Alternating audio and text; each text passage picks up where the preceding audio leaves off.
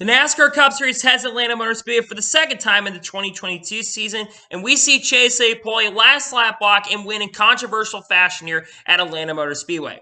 What's going on, guys? It's Daniel, and welcome back to our video. I just got done watching NASCAR Cup Series race from Atlanta Motor Speedway with the Quaker State 400. Let's go ahead and talk about the race today. So, for the green flag drop in this race, actually no one really went to the rear of the field at the start, but Eric Jones actually had to come back down pit road with his rearview mirror having some issues. They got it fixed, but then it started flipping back over again, but I don't think it really would affect him in this race.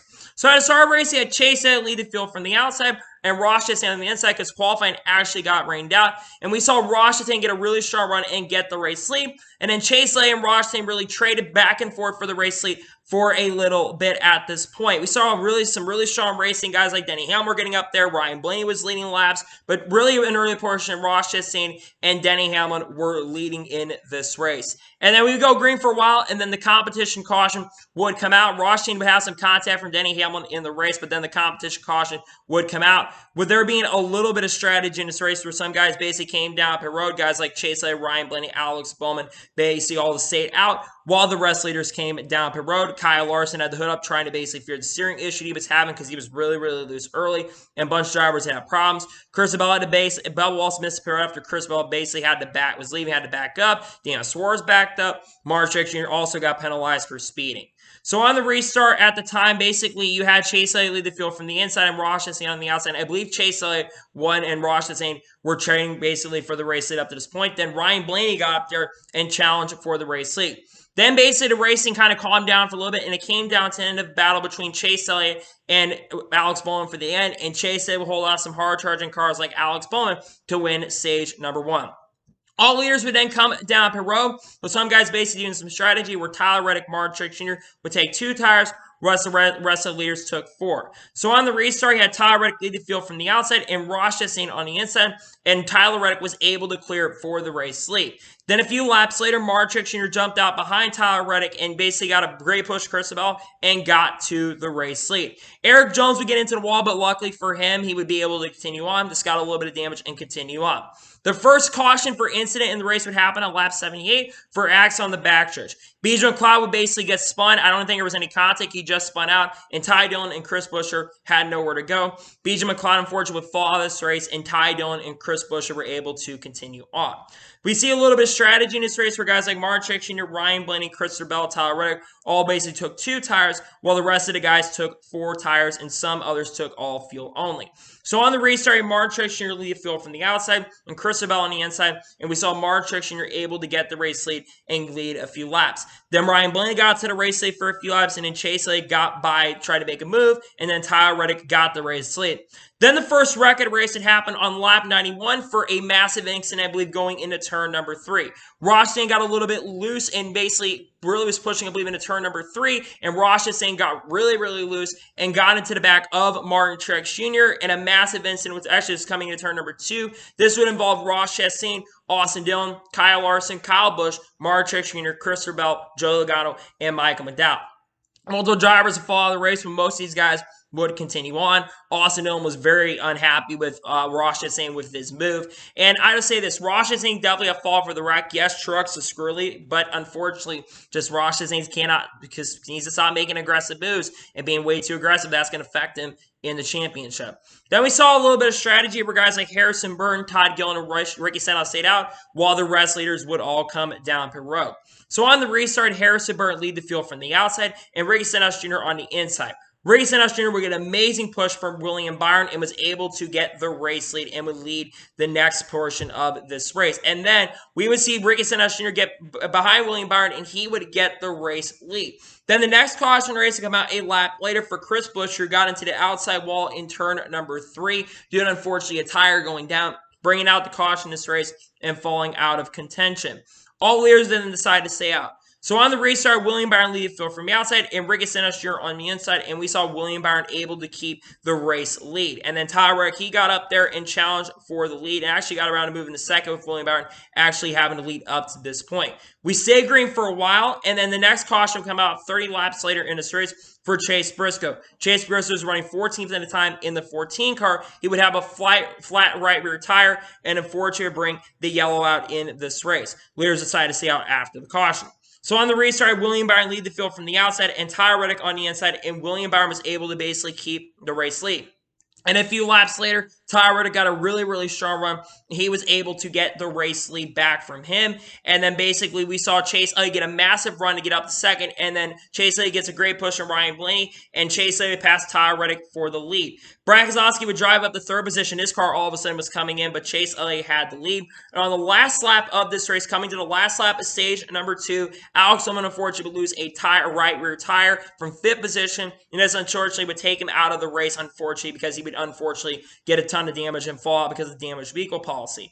Because it is the stage under caution, and Chase Elliott will win stage number 2. Then we would see Ricky Stenhouse Jr. go under the hood for some engine issues, and then unfortunately he would fall out of the race as well due to some major engine issues. So all leaders would come down pit road. Austin Rick, Eric Almirola, Eric Jones, Kevin Harvick, and Ty Dillon all basically took fuel only. Denny Hamlin took 2 tires, while the rest of the field basically took 4 tires. So on the restart in stage 3, you had Austin lead the field from the outside and Eric Almirola on the inside. And then we saw basically Eric Jones get by Austin for the lead. And a few laps later, trouble struck up front. Garrett Smithley got a little bit loose. He basically spun out, got really sideways, and Ty Dillon had nowhere to go. Basically got checked out, but Larson just had nowhere to go either. And it caused a massive accident involving Keselowski, Reddick, Smithley, Bubba Wallace, Kyle Larson, William Byron, Todd Gillen, Ty Dillon, Cody Ware, and Landon Castle would all end up getting involved in the wreck. I believe the 15 team tried to blame Ty Dillon, which is, I don't know why they're trying to blame Ty Dillon for that, because that was not on Ty Dillon. I'm sorry. They're blaming Ty Dillon. It's ridiculous. It's on you guys for basically having a swirly car and basically causing a crash. So then we went back racing on lap 177 with Eric Jones leading the field from the outside and Ross Chastain on the inside. And we saw Ross Chastain get a really strong run and trying to get the lead, and then Eric Jones then eventually got the lead for a few laps. And then basically Rosstein was able to get the race lead, and the top 7 would basically stay single file. And what it looked like was going to be single file. A few laps later, another caution strike for Kyle Busch. This incident was really weird because Kyle Busch spun from 23rd position trying to avoid Cody Ware, and then basically Cody Ware spun up in the backstretch into the outside wall. One of the weirdest and strangest incidents I've seen in all of 2022. And then basically all leaders would come down pit road. Corey LaJoie, Daniel Suarez, Ryan Blaney, guys like that, all basically took 4 tires while the rest of the field took 4. So on the restart, Corey LaJoie lead the field from the outside and Ross Chastain on the inside. And Ross Chastain basically had to lead, but Chase Elliott would get back right there. And Chase Elliott then eventually got by Corey LaJoie. Actually had the lead. Chase Elliott would get the race lead. And then Corey LaJoie, he dives to the bottom to try to get the race lead. And then LaJoie and Elliott are side by side battling for the lead, with Chase Elliott able to eventually get by him for the lead. And then they would all basically stay single file for a very long time. At the time, they were basically staying single file, basically trying to get to the finish line, trying to save enough gas. It looked like it was going to be a race that was going to come down to fuel mileage. It did not happen because Christopher Bell, who was running 6th at the time, got really sideways going into the grass and basically came down pit road without the tires going down, just lost it off in the corner and unfortunately spun out, bringing out the caution with 25 laps to go. So then we saw a little bit of strategy with some guys like Christopher Bell, Bubba Wallace, Kevin Harvick, Todd Gillen, Kurt Busch all came down pit road while the rest leaders stayed out. Kurt Busch unfortunately overshot the pit stop and basically would have to back up. And then another tire issue, death taxes, another tire issue in the race for Christopher Bell, who unfortunately his races went from bad to worse because the tire unfortunately came up. He's coming out of pit road. I anticipated 4-race suspension for Adam Stevens. A shame. That's, again, they just changed pit crews for Christopher Bell this week, so it's definitely unfortunate. So on the restart, you have Chase Elliott lead the field from the inside and Mark Truex Jr. on the outside. And we saw Mark Truex Jr. actually get a really strong restart and get around Chase Elliott for the race lead. And then Chase Elliott tried to get back around him a few laps later, and Mark Truex Jr. kept the lead. Then the next caution would come out with 15 laps to go in this race on lap 246, where Denny Hamlin, who's running in 4th position, Ross Chastain basically drove up the racetrack, got really loose. And for the second time today, he would get involved in another incident, and Brad Keselowski would get collected. In my opinion, the second time it's happened for Chastain in a race, unacceptable. Second time with Denny Hamlin, unacceptable. I love Ross Chastain, but he's got to calm his aggression now because it's going to affect him and cost him an opportunity at a championship. So then on the restart, 8 laps to go, you have Mark Truex Jr. lead the field from the outside and Corey LaJoie on the inside.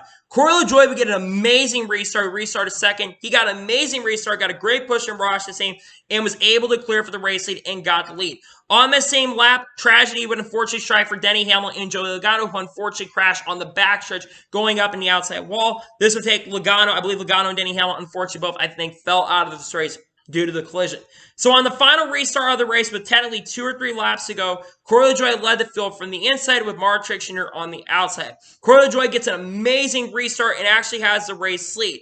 Then with 2 laps to go, we saw Chase Elliott basically drive around Corey LaJoie for the lead and got the race lead. And as they're coming to the white flag, you've got guys like Corey LaJoie and Erik Jones are really starting to make up a lot of ground. Erik Jones has started showing up into the picture. They started making a ton of ground in toward the race lead. And LaJoie tries to make a move coming into turn number 1 on the last lap of the race. Chase Elliott pulls probably a really dirty and bad move. Unfortunately, blocks Corey LaJoie, and Corey LaJoie ends up wrecking and causing multiple wreck that includes Cole Custer, Kurt Busch, Harrison Burton, and Chase Elliott would win because of the caution. Now, let's talk about the last lap incident because, in my honest opinion, that was a little bit of a dirty move. Yes, I understand it's the last lap of the race. You're going for the overall victory. But at the same token, in same time, Chase Elliott absolutely knows that Corey LaJoie's got a good run. That was a really, but again, it's the last lap of the race. Sometimes drivers are going to do things. I think it's just a racing incident in some ways, but also I think it was a little bit of a dirty move as well on Chase Elliott's part. So it is what it is in situations. I feel for Corey LaJoie because Corey LaJoie had one of his best races he's ever had. Led a ton of laps today. It's a shame what happened for Corey LaJoie. It'd been awesome seeing him win the race today, but unfortunately it is what it is. I understand people being upset with Chase Elliott. That was a little bit of a dirty move. I saw a lot of people upset with Kyle Larson when Chase Elliott had issues with him at Auto Club, and I saw a lot of Chase Elliott fans getting mad at Kyle Larson. So I think all Larson fans, other people have a right to be upset with this move. It was kind of an aggressive and a dirty move. We'll probably talk about it later in this week, but it was an aggressive move. Because of that, though, Chase Elliott picks up the victory. That's not saying that Chase Elliott didn't deserve this win. Yes, he had to put up a block to win, but Chase Elliott probably had the best car most of the day, so he kind of deserves this win. Finally going to victory lane at Atlanta Motor Speedway, his home track, and becomes the first 3-time winner in the 2022 season.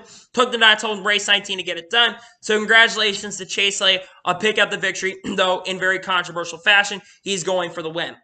So now, I'll go through this race and race results, and then I'll give my thoughts on today's race. So Chase Elliott picks up the victory. Ross Chastain finishes second. Ross Chastain had a really strong race today, really, except besides the incidents. I said it a little bit earlier in the video, but Ross Chastain definitely is going to have to work on that aggression if he's going to want to contend for a championship going forward, because he's going to have a lot of enemies he's making. He made Eric Almirola mad today. He made Denny Hamlin more angry today. And also made Mark Truex Jr. more angry today. His list of drivers he's making mad is growing, and it's going to affect him in the championship, but still gets another, I believe, a second straight runner-up finish at Atlanta. Gets a good finish out of the day. Austin Cindric, who had trouble early in the race, was having some steering issues. He gets a really strong third-place finish. Greater from Austin Cindric today. It seems like Austin Cindric is starting to pick up top 5s and top 10s more consistently, and that's what you're going to want to do if you're going to contend for a championship. Erik Jones finishes 4th. Definitely good point save for sure for Erik Jones because we didn't get a new winner. Erik Jones really needed a good run today. He's been kind of struggling over the last few weeks, so great to see Erik Jones get a solid top 5.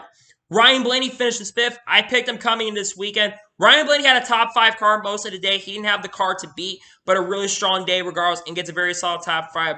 Great run from Ryan Blaney. Daniel Suarez finishes 6th. Suarez is quiet in the early portion of the race, but his car really started coming in the second half. It gets a solid top 10. Good run from Daniel Suarez. Justin Haley finishes 7th. I feel like Justin Haley over the last couple of weeks, the last second half of this year since really race 9 or 10, has been really coming alive and has been really turning the season around. Solid top 10 for him. He finishes 7th. Eric Almirola finishes 8th. Eric Almirola, solid run for Eric Almirola today. Great run from him. Cole Custer finished 9th. How about that for Cole Custer? First top 10 of the 2022 season and gets a top 10 finish with a 9th place run. How about that for Cole Custer? Now, of course, the results can definitely get a change here, but really awesome to see Cole Custer get a top 10. Harrison Burton, also top 10. I believe that's his first top 10 of the 2022 season, so congratulations to both drivers for getting top 10s. Mark Truex Jr. had a really strong car most of the day. He finishes 11th. Not going to be horrendous saying the points for him. He finishes 11th. He had a great car, probably top 5 car today. Kevin Harvick finishes 12th. Decent run for Kevin Harvick. Won't lose a ton of points in the championship. Kyle Larson, who usually struggles at super speedways, he gets a very solid top 15 and 13th. Got involved in multiple wrecks today, but what can he do? Get a top 15 finish, survive unlike last time, and salvages a pretty good day here at Atlanta Motor Speedway in 13th. Bubba Wallace finishes 14th. Bubba Wallace is never a factor in this race, which is kind of surprising considering he was really a big factor in the race at Atlanta last time we were here. I thought he was going to be a major factor today, but he did get a top 15. It's got to work on that consistency for Bubba, and they got to win a race for sure. I think their last opportunity really is going to come either at an intermediate track like a Michigan perhaps, or it's going to happen at like a super speedway like Daytona. They're going to have to try to win a race. They need to win to make the playoffs if they're going to want to have a shot at it. Michael McDowell finishes 15th. Michael McDowell clicking off top 15s after top 15 and top 10s. He really was quiet most of the day, and he got involved in a wreck. He still bounced back to top 15. Shows the perseverance of that 34 car. Chase Briscoe finishes in 16th. Todd Gillen finishes in 17th. Brad Keselowski finishes in 18th after contact that took him out of contention. Had a top 10 car. It's a shame for him. Chris, about to his issues, he finishes in 19th. Kyle Busch finishes in 20th. Kyle Busch had an up and down day. We thought his day was over early. He still gets a very decent top 20 finish. At least he finished the race today. That's a positive for him. He finishes 20th. Corey LaJoie, what could have been for Corey LaJoie? LaJoie definitely had one of the best cars in this race. Probably a top tier, top 3 car. Yes, he got up there because of strategy, but at the same token, at the same time, you got to be in the right position at the right time. Had a great car today. I think he's going to be a threat to win Daytona. Could win Michigan perhaps, who knows, but this guy could be a stealer to make the playoffs anyways. But great run for Corey LaJoie regardless. I know 21st is where he finished, but he had a top tier, top 3 car. Deserved better finish than that. Kurt Busch finishes 22nd. Cody Ware finishes in 23rd. Landon Castle finishes 24th. Denny Hamlin, after his issues, he finishes in 25th. Joey Logano finishes 26th. Garrett Smith finishes 27th. Ty Dillon finishes 28th. Tyler Reddick, after a strong run early, finishes 29th. William Byron finishes 30th after crashing out. Ricky Stenhouse Jr. finishes 31st after engine problems. Alex Bowman finishes 32nd after the damage vehicle policy expired after crashing. Chris Buescher, after causing another incident late, he finishes 33rd. Noah Gragson had engine issues. He finishes 34th. 35th place finish for Austin Dillon, and then Beej McLeod finished last in 36th place. So now let's start talking about my thoughts on today's race and getting my score on today's race. Honestly, I think this race is definitely better than the spring. Yes, do I think there were points where the race could have been better? Absolutely, but I thought this race would be in a 400-mile race. I think this race definitely was a lot more enjoyable than the spring race. I felt like there was definitely a lot more side-by-side. Yes, there was a lot of single file for sure in this race, but you also saw a lot of side-by-side. I know the finish is going to rub a lot of people the wrong way, which I know a lot of people are not going to be happy about that finish, and I kind of agree with a lot of people on that one. But I thought today's race was overall very, very solid today. I am going to give today's NASCAR Cup Series race from Atlanta Motor Speedway, I'm going to give overall an 8 out of 10. I was wanting to see a little bit more in today's NASCAR Cup Series race from Atlanta, but at the same token, at the same time, I thought this race was pretty solid. Now, that being said, we need to talk about the crowd for a minute. That crowd looked absolutely horrendous. Now, I will definitely say I think the weather played a factor. It's definitely weather in the forecast, but the fact that people did not show up to the race like the spring, that's not good look for the future of this track. If it's going to want to keep 2 dates going forward, because I thought the racing was good, but if they're going to want to keep 2 dates going forward, they are going to have to get the freaking more attendance at the summer race, because they struggled last year at this race too, and they got to find a way to get there. But that's my thoughts on today's race. 8 out of 10 is my score. So anyway, that is going to be for the NASCAR Cup Series race review from Atlanta Motor Speedway. I want to thank you guys for watching. Please subscribe to the channel, notifications to be notified when a video does go live on my channel. Follow me on Twitter, Facebook, and Instagram, and support me on my page. So let's get you over that and comment your thoughts on today's race. What are your thoughts on today's race? Let me know below. Let me know your score in the comments below. And congratulate Chase Elliott on winning the Cup Series race at Atlanta Motor Speedway. Let me know in the comments below.